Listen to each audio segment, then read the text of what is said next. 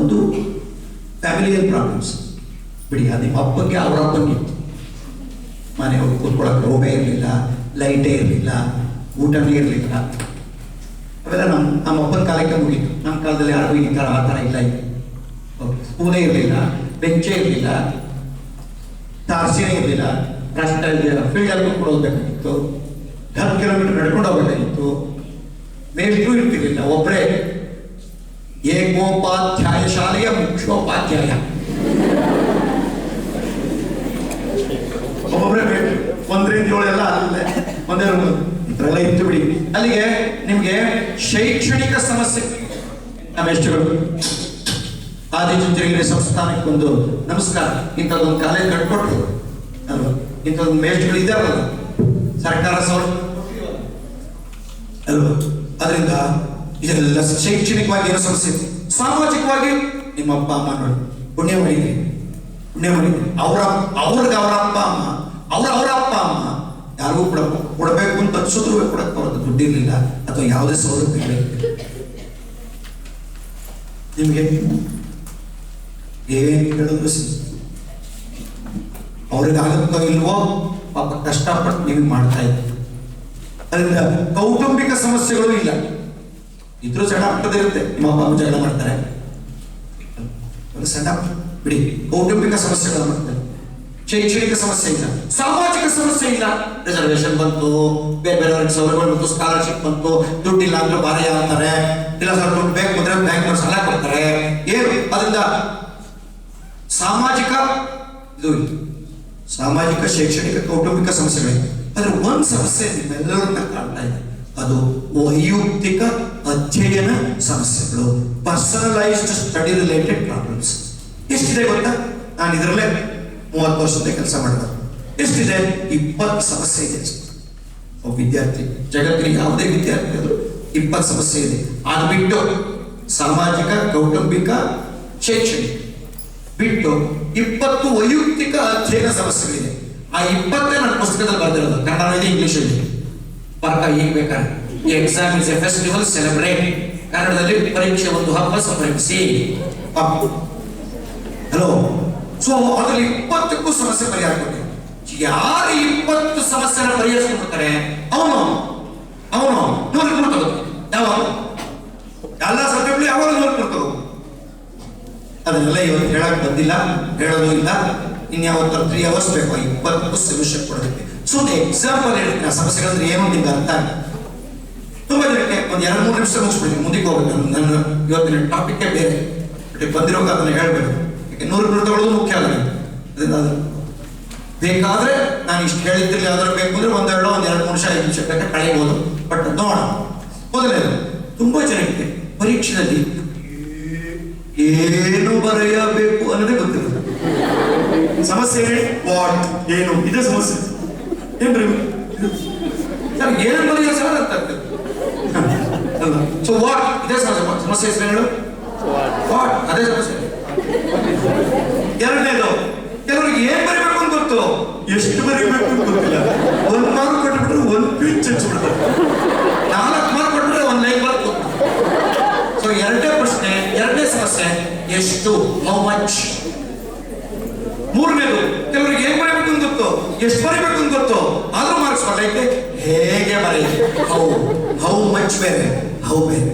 How ಮಚ್ಚು ಮಚ್ಚು, how long. What, how much, how. ಏನು, ಹೇಗೆ, ಎಷ್ಟು, ಹೇಗೆ. ನಾಲ್ಕನೇದು, ಇವನು ಪಾಪ ದಿನ ರಾತ್ರಿ ಓದಕ್ಕೆ ಕೂತ್ಕೊಂಡ, ಒಬ್ಬರು 3 ನಿಮಿಷ. ಬಟ್ ನನ್ ಸಂತೋಷ, ಆಮೇಲೆ ಕೊಡ್ಕೊ. ನಾನು ರಾತ್ರಿ ಕೂತ್ಕೊಂಡು 3 ನಿಮಿಷ ತಲೆ ಎಲ್ಲೂ ಯಾರ್ಯಾರು ಬರ್ತಾರೆ, ಏನೇನೋ ಆಯ್ತಲ್ಲ. ನಿಜ ನೋಡ, ಯಾರು ಬಂದಿದ್ರು ಅಂತ ಪಬ್ಲಿಕ್ ಅಲ್ಲಿ ಹೇಳಕ್ ಹೋಗೋಣ.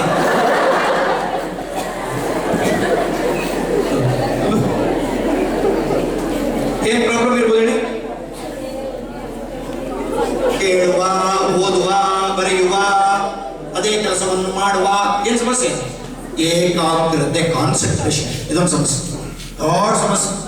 ನಮ್ಮ ಅಪ್ಪ ಅವರ ಅಪ್ಪಂಗಿಂತ ಈಗಿರುವ ದೊಡ್ಡ ಸಮಸ್ಯೆ ಕಾನ್ಸಂಟ್ರೇಷನ್. 60 ನಿಮಿಷ ವೇಸ್ಟ್ ಪಾಠ ಮಾಡುವಾಗ 60 ನಿಮಿಷ ಅವ್ರನ್ನೇ ಕರೆಕ್ಟಾಗಿ ಕಳಿಸ್ಕೊಂಡು ಅಲ್ಲ ಬರ್ಕೊಂಡು ಒಬ್ರು ಇಲ್ಲ, ಹೆಣ್ಣು ಇಲ್ಲ, ಹೆಣ್ಣು ಮಕ್ಕಳು ಕೇಳ್ತಾರೆ ಅನ್ಕೊಂಡಿದೆಯಲ್ಲ ಸುಳ್ಳು.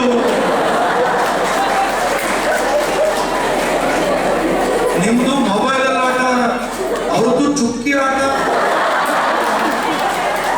ಯಾರಿಟ್ಟರೆ ಈ ಚುಕ್ಕಿ?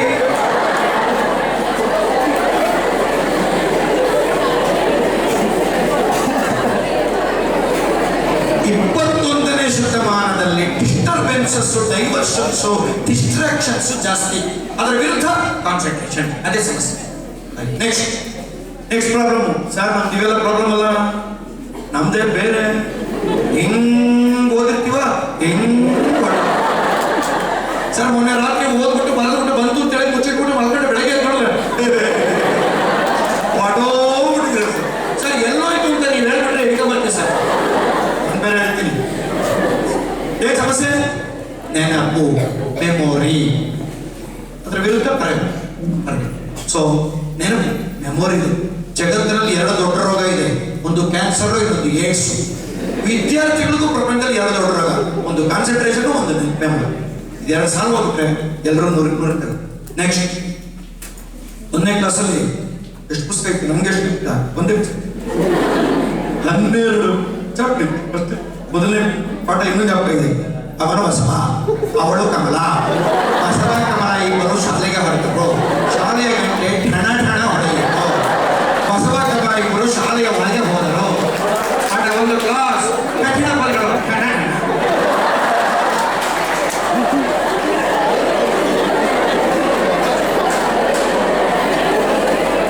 ಹಲೋ, 1ನೇ ಕ್ಲಾಸಲ್ಲಿ 1ನೇ ಪುಸ್ತಕ. ಇವತ್ತು ಹೇಳ್ಸ್ಕೊ, SLC 1,500 ಪುಟ ಮಿನಿಮಮ್. ಸೆಕೆಂಡ್ PUC ಸೈನ್ಸ್ 2,500 ಪುಟ. ಇಂಜಿನಿಯರಿಂಗ್ ಹೋಗ್ಬಿಟ್ರೆ ಬಿಗ್ ಬುಕ್ಸ್. ದಾರಿ ತಪ್ಪಿ ಡಾಕ್ಟರ್ ಮೆಡಿಸಿನ್ ಓದಕ್ಕೆ, ದಾರಿ ತಪ್ಪಿ ಹೋಗ್ಬೇಕು, ದಾರಿ ತಪ್ಪಿ ಮೆಡಿಸಿನ್ ಓದಕ್ಕೆ ಹೋದ್ರೆ ಬಿಗ್ಗಲ್ಲ. ಹಲೋ, KG ಲೆಕ್ಕ, ಟನ್ ಲೆಕ್ಕ. ಟೈಮ್ ಮಾತ್ರ ಅಷ್ಟೇ, 1 ವರ್ಷ. ಹಲೋ, 2 ವರ್ಷದಲ್ಲಿ ಓದೋಲ್ಲ, ಮುಂದಿಗೆ ಹೋಗ್ತಾ ಎಷ್ಟೆಷ್ಟು ಓದ್ಬೇಕು ನೀನು. ಪಾಪ ನೋಡಿ, ನೀನೇ ನೋಡು, ಹೋದ ವರ್ಷಕ್ಕೂ ಈ ವರ್ಷಕ್ಕೆ ಕೊಡೋದು ಜಾಸ್ತಿ ಆಗ್ಬಿಟ್ಟಿದೆ. ನಿಮ್ಗೆ ಓದೋದು ಕಮ್ಮಿ ಆಗಿದೆ ಅಲ್ವಾ? ಅದರಿಂದ ಚಿಕ್ಕ ಸಮಯದಲ್ಲಿ ಜಾಸ್ತಿ ಓದ್ಬೇಕಂದ್ರೆ ವೇಗವಾಗಿ ಓದುವ ತಂತ್ರ ಬರಬೇಕು. ಸ್ಪೀಡ್ ರೀಡಿಂಗ್ ಟೆಕ್ನಿಕ್ಸ್ ಅದು ಗೊತ್ತಿಲ್ಲ. ಸಮಸ್ಯೆಗಳು.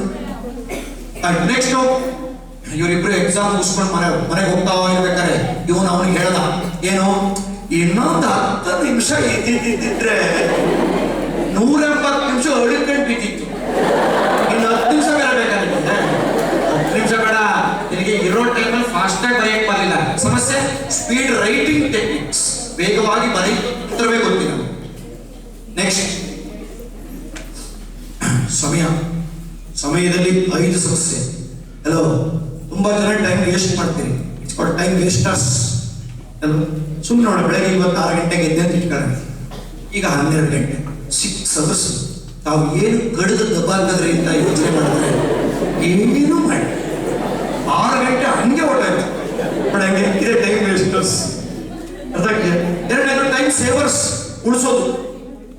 ಕೆಲವರು ಹೋಗಿ ಶವರ್ ಮೇಲೆ ಶವರ್ ಮುಂದೆ ನಿಂತ್ಕೊಂಡ್ಬಿಟ್ರೆ ಕೆಳಗೆ ಅರ್ಧ ಗಂಟೆ, ಒಂದು ಮೇಲ್ಗಡೆ ಟ್ಯಾಂಕಲ್ಲಿ ನೀರು ಖಾಲಿ ಆಗಬೇಕು, ಇವನು ಹೊರಗೆ ಬರಬೇಕು. ಏನು ಮಯ್ಯ ಟೈಮ್ ಸೇವರ್ಸ್.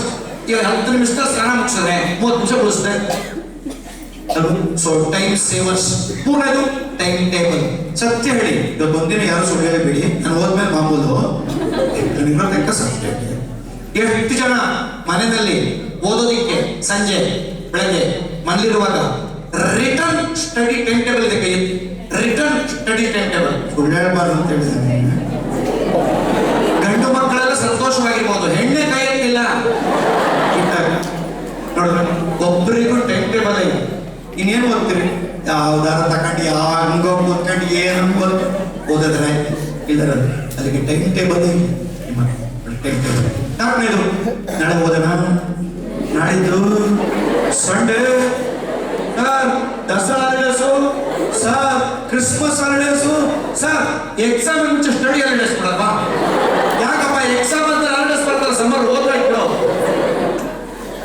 ಪ್ರೋಕ್ರಾಸ್ಟಿನೇಷನ್ ಪದ ಗೊತ್ತಾ?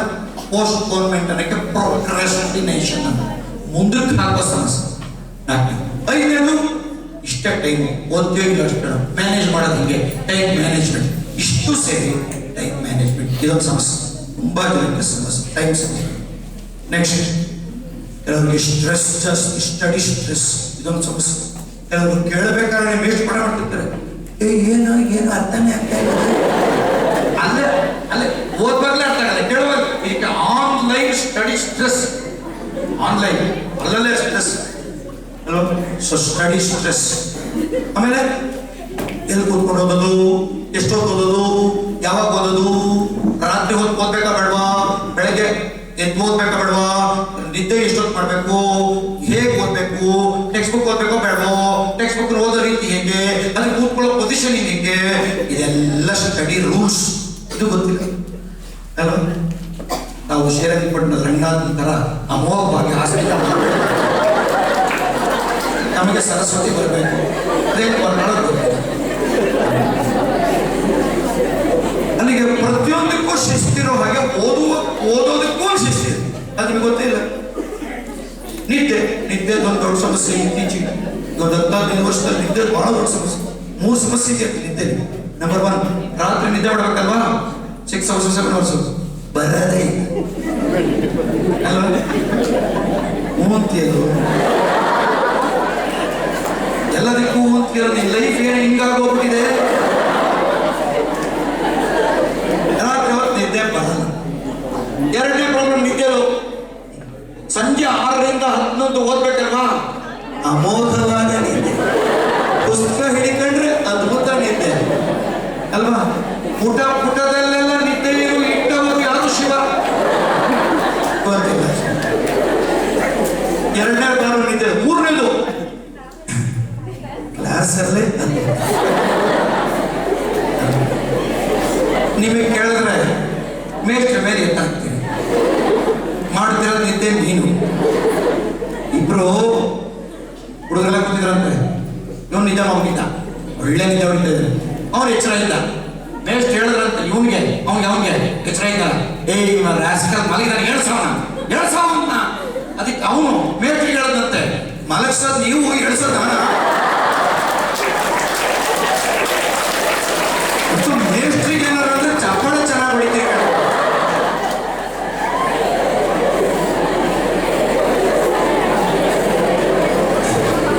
ನಿದ್ದೆ ಸಮಸ್ಯೆ, 3 ಸಮಸ್ಯೆ ನಿದ್ದೆ. ಆಮೇಲೆ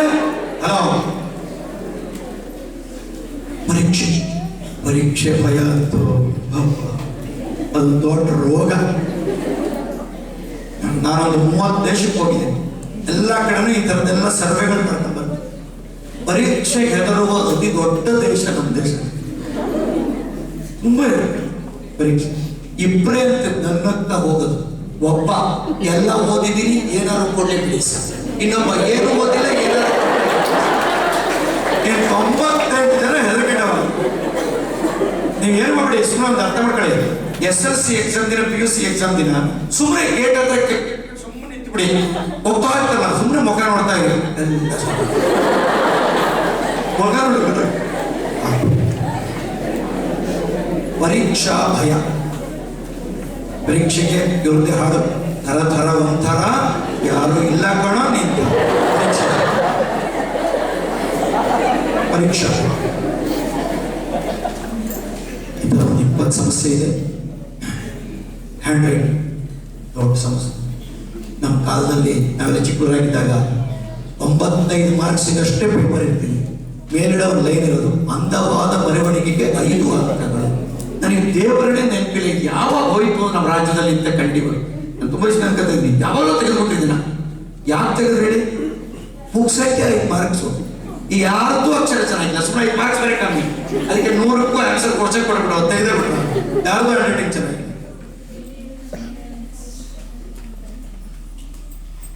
ಹ್ಯಾಂಡ್ ರೈಟಿಂಗ್ ಅಂದರೆ ಲೆಜಿಬಲಿ ಲೆಜಿಬಲ್ ಲೆಜಿಬಲಿ ಲೆಜಿಬಲ್ ನಾನು ಬರೀತೀನಿ ನೆಟ್ಟೊಟ್ಟಿಗೆ ಸುಂದರವಾಗಿರಬೇಕು ಅಲ್ಲ, ನಾನು ಬರೆದಿದ್ದು ಅವನಿಗೆ ಓದುವ ಡಿಕ್ಷನರಿ ಮೀನಿಂಗ್ ಲೆಜಿಬಲ್ಗೆ ಗೊತ್ತಾ, ರೀಡಬಲ್ ರೀಡಬಲ್ ಅಷ್ಟು